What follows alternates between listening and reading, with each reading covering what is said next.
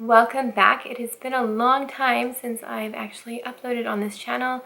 It's been like a year, but I do have another channel. It's called the West Coast DIY Mama. I just do a lot of DIY stuff there, and I've been focusing more on that. Which, yeah, I mean, I've thought a lot about this channel, and right now I just want to give you guys an update on how I'm doing. I know it's been a while, but I thought you might be curious, and I just want to show you guys what I've learned in the last little while, which is really, really important, I think. So let's get to it.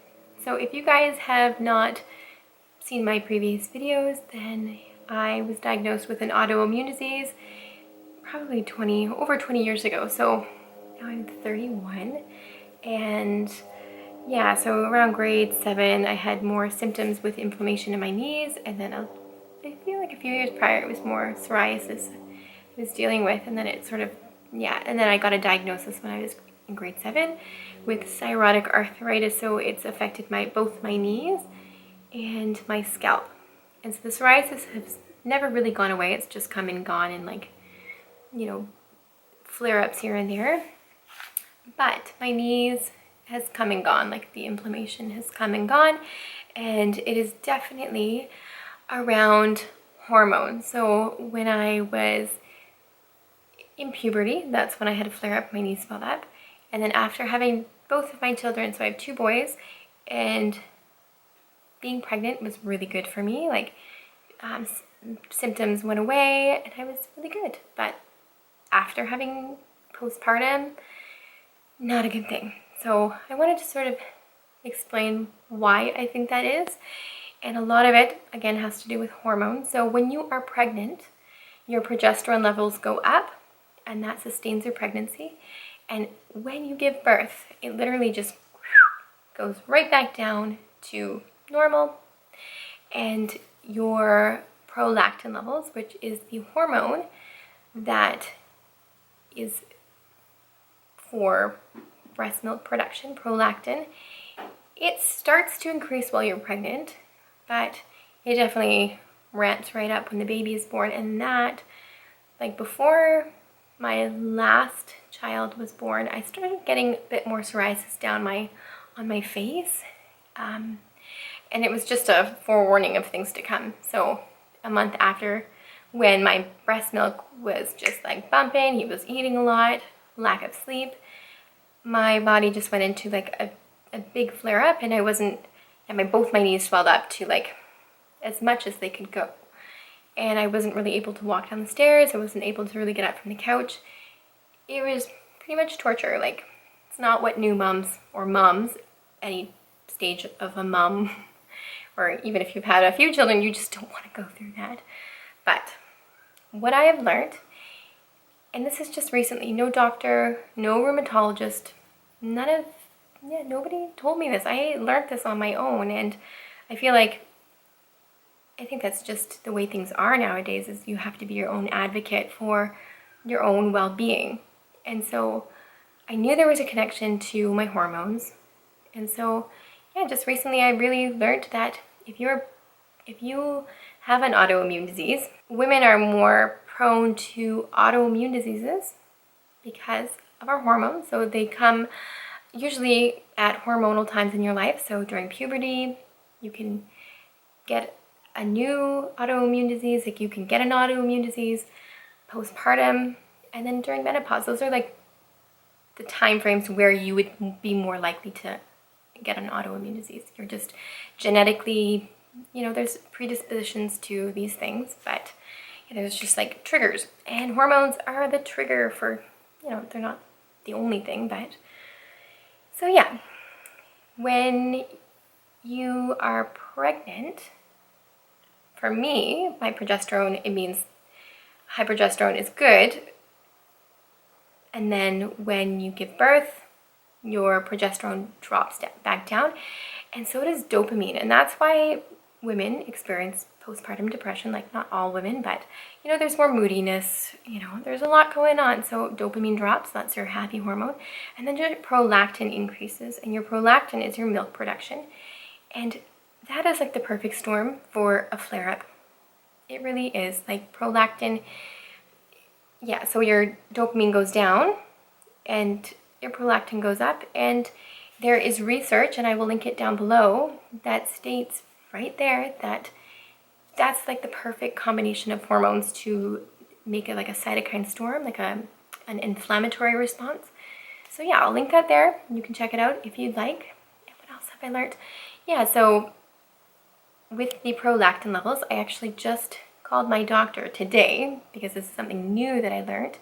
And I asked if I can get a requisition for some blood work for my hormone prolactin. And so I'm going to get that back in the mail, at my eHealth. I'll get that probably tomorrow. So I will update a video soon about that and how, like what that is, if my levels are high, and that will just pretty much confirm what I've thought for a long time.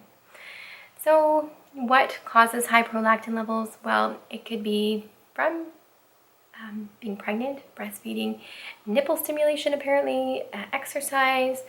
There's other more, there's other things that could be a cause. It could be your hypothyroid. It could be like a tumor on your pituitary gland or something like that. I'll link that in the description box below because I'm not a scientist. I just explore. I'm like an alternative junkie. I don't like conventional stuff, and yeah, this is where I'm at now. And apparently things that actually cause your prolactin levels to increase were those things, but food as well, like red clover, fenugreek, and fennel, out of all things, those three things.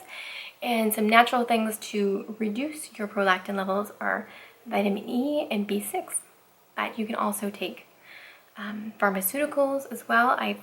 This is all new to me. So, and that comes to the sort of the end, but yeah, that comes now to where potentially if I want to have another child, do I breastfeed?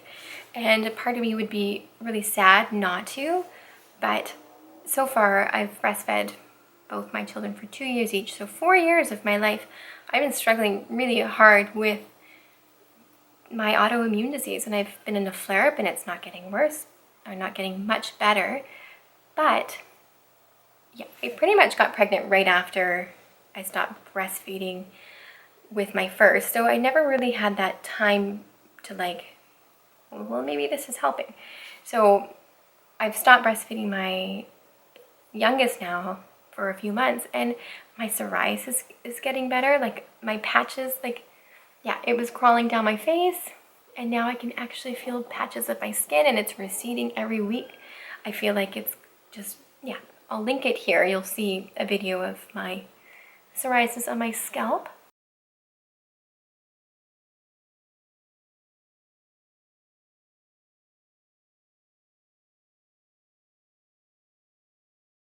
So what it does is it goes right along the back of my scalp.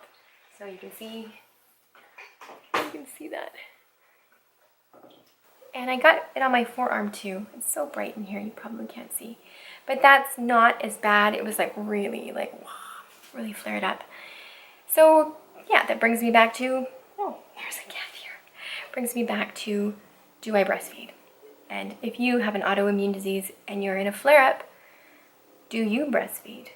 And I'd say, try to breastfeed if you can, maybe even for a month. Just get the colostrum and all those good nutrients that your baby needs. I mean, if you really want to breastfeed, do it. But don't feel pressured to do it. I felt like, I have to breastfeed. And even my husband's like, it's because you're breastfeeding. And I was like, no, it can't be from that. Like, it's because of my food that I'm eating. And oh man. And, and it is, there was definitely when I was pumping out milk and my baby was eating so frequently, that's when I was at my worst. And now that I've stopped, I'm getting better. So yeah, I hope this helped somebody. who's in a similar situation, or you know somebody who's struggling with something like this. But yeah, share it if you want, and yeah, I'll link all the information about what I've read in the description box below so you can do further reading. But it is all scientific papers that I'm reading, it's not just Google.